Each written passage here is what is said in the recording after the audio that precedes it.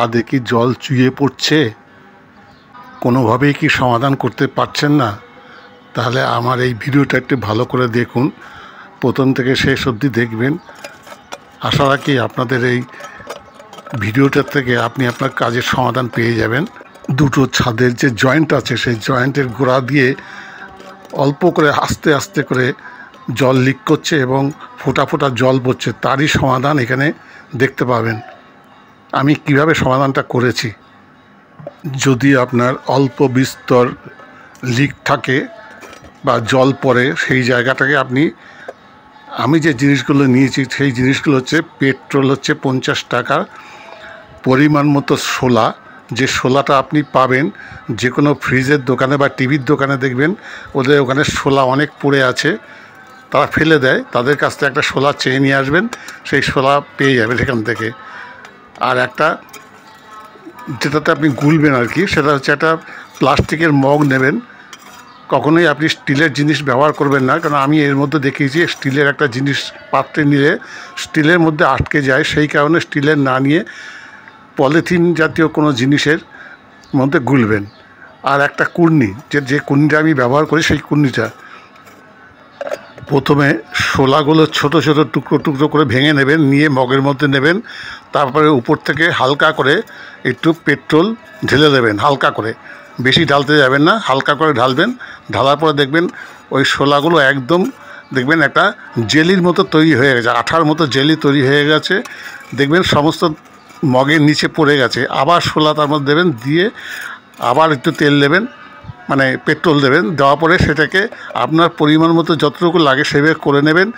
বাড়তি যে পেট্রোল তাপ থাকবে মগের থেকে, সেটা আবার ঢেলে রেখে দেবেন, ওটা নষ্ট করবেন না। যেটা আমি করছি আর কি, এভাবে করবেন।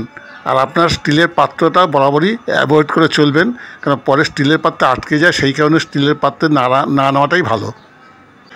আমি সিমেন্টের জোরের মধ্যেও লাগিয়েছি, যেখানে আপনার লিক হচ্ছে আর কি। আবার এখন যেটা করছি সেটা আমি একটা টিনের চালের ফুটোর থেকে জল হালকা করে লিক হচ্ছে, সেইখানটা জুড়বার জন্য আমি আবার নতুন করে বানিয়ে নিচ্ছি। আর ভিডিওতে ভালো দেখবার জন্য আমি স্টিলের পাত্রটা নিয়েছি ঠিকই, কিন্তু পরে দেখছি আমি এই স্টিলের পাত্রটা আমার না ঠিক হয়নি। হ্যাঁ, এই যে জেলির মতো তৈরি হয়ে যাচ্ছে, এই জেলিটাকে নিয়ে গিয়ে আপনার ওই ফুটোর সাথে আটকে দেবেন, দেখবেন আপনার আর জল পড়বে না, আপনার মোটামুটি সমাধান হয়ে যাবে। যাই হোক, এই ভিডিওটি দেখে যদি আপনাদের একটু কাজে লেগে থাকে বা ভালো লাগে, তাহলে অবশ্যই আমার এই চ্যানেলটাকে সাবস্ক্রাইব করবেন, লাইক এবং সাবস্ক্রাইব করবেন, এবং কারো যদি প্রয়োজন হয় তাকে আপনি এটাকে শেয়ার করে দিয়ে তারও উপকার করে দেবেন। এখন যে জেলিটা বানিয়ে নিলাম, এটা আমি এখন নিয়ে যাব টিনের চালে যেখান থেকে আমার জল লিক করছে সেইখানটা জোড়াবার জন্যে। এই জোড়াগুলোতে আমি ওই কুন্নিটা দিয়ে আস্তে আস্তে দেবো। আপনার চেষ্টা করবেন কুন্নি দিয়ে দেওয়া। আমি হাতও লাগিয়েছি, কিন্তু কোনাগুলো ঢুকছিল না বলে এবারে হাতও লাগিয়েছি, কিন্তু চেষ্টা করবেন হাত না লাগিয়ে করতে পারলে সব থেকে ভালো হয়। তবে আমার ওই কোনাগুলো ঠিক করবার জন্য একটু আঙুল লাগাতেই হয়েছে। তো আপনার যদি কোনো রকম হাতের হ্যান্ড গ্লাভস থাকে, ওই দেখবেন যে ওষুধের দোকানে পাওয়া যায় হ্যান্ড গ্লাভস, ওই হ্যান্ড গ্লাভস থাকলে আপনার হাতে আর নোংরা হবে না। অবশ্য হাতে লাগলেও কোনো অসুবিধা নেই, আপনি না এই যে কোনো তেল ফেল লাগিয়ে আপনি তুলে ফেলতে পারবেন, কোনো অসুবিধা কিচ্ছু নেই। কোনো পেট্রোল পাম্পে বোতল নিয়ে যাবেন না, ওখানে আপনি পেট্রোল পাবেন না, কারণ বোতলের মধ্যে ওদের যে নজেলটা আছে ওরা ঢুকবে না। কাজে আপনি বাইরের থেকে দেখবেন যারা দোকানে আজকাল মোটরসাইকেলের জন্য তেল বিক্রি করছে, 50 টাকা 60 টাকা তেল পেয়ে যাবেন ওখানে। কেউ 50 টাকা নেয়, কেউ 60 টাকা নেয়, যে যেরমভাবে নেয় আর কি, তাদের কাছ থেকে কিনে নেবেন, সেটি আপনার সুবিধা হবে। আমি গ্লাভসটা নিয়ে আসিনি, যার ফলে আমাকে একটু হাত লাগাতেই হচ্ছে, বাধ্যই আমি হাত লাগাচ্ছি, কি করব, নাহলে কোনাগুলো তো ভিতরে ঢুকছে না, সেই কারণে আর কি।